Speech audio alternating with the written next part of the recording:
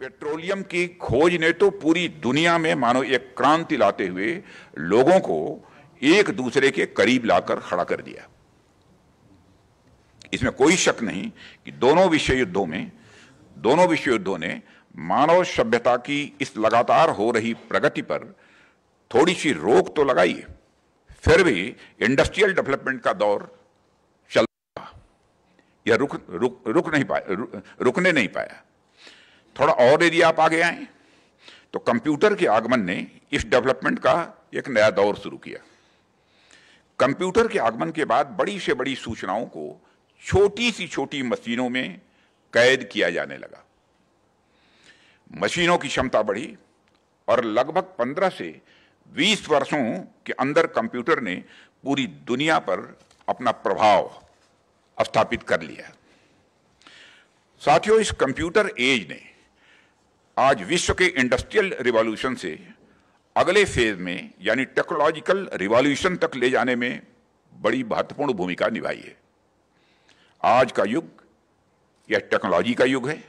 आज हम प्रतिदिन अपने रोजमर्रा के जीवन में ऐसी वस्तुएं देखते हैं जिनके पीछे पूरी तरह से टेक्नोलॉजिकल फोर्सेस काम कर रही हैं, और यह टेक्नोलॉजिकल परिवर्तन जितनी तेजी से हो रहे हैं वह अपने आप में एक माइंड बॉगलिंग है।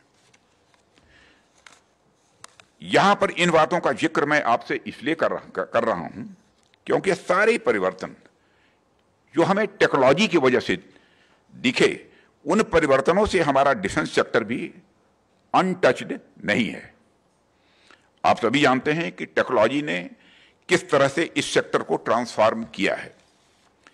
आज कन्वेंशनल वारफेयर का जो स्वरूप हम अपने आसपास देखते हैं वह आज से 50-60 साल पहले के स्वरूप से कहीं ज्यादा अलग है। जमीन पर, हवा में या फिर समुद्र में जिन आर्म्स एंड इक्विपमेंट का प्रयोग होता था, आज टेक्नोलॉजी की वजह से उनमें बड़ा परिवर्तन आपको देखने को मिल रहा है। लेकिन साथियों, डिफेंस सेक्टर पर टेक्नोलॉजी का प्रभाव सिर्फ कन्वेंशनल वारफेयर तक ही सीमित नहीं रहा, बल्कि टेक्नोलॉजी ने डिफेंस सेक्टर में एक नए अनकन्वेंशनल वारफेयर को जन्म दिया है। Drones, cyber warfare, bio weapons और स्पेस डिफेंस जैसे अनेक एलिमेंट डिफेंस सेक्टर के लिए चुनौती बनकर इस समय उभरे हैं। ऐसी स्थिति में एक परिवर्तनकारी दौर में जिस तरह से आप डिफेंस रिसर्च एंड डेवलपमेंट के क्षेत्र में अपने कदम आगे बढ़ा रहे हैं, वह निश्चित रूप से हमारे डिफेंस सेक्टर को और भी ज्यादा सशक्त और मजबूत बनाएगा, ऐसा मेरा विश्वास है।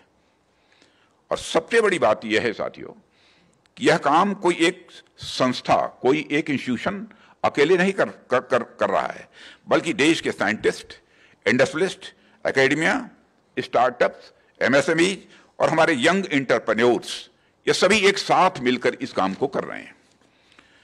मुझे ऐसा लगता है कि वक्त आ गया है कि डिफेंस सेक्टर में प्राइवेट सेक्टर की भागीदारी को अब लीड लेना चाहिए।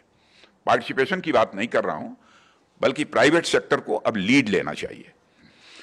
ऐसा मैं इसलिए कह रहा हूं क्योंकि प्राइवेट इंडस्ट्री के अंदर तेजी से हो रहे परिवर्तनों को न सिर्फ एब्जॉर्ब करने की क्षमता है, बल्कि नई चीजें क्रिएट करने की भी उनके अंदर क्षमता है।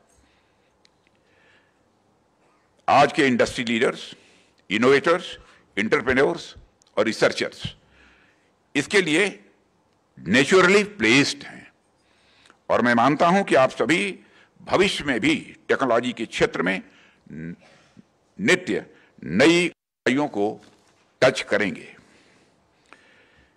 क्योंकि आज की गैदरिंग साइंस एंड टेक्नोलॉजी से जुड़े लोगों की है, तो मैं आप सबसे भी कुछ बातें कहना चाहता हूं। मैं समझता हूं कि टेक्नोलॉजी दो प्रकार की होती है।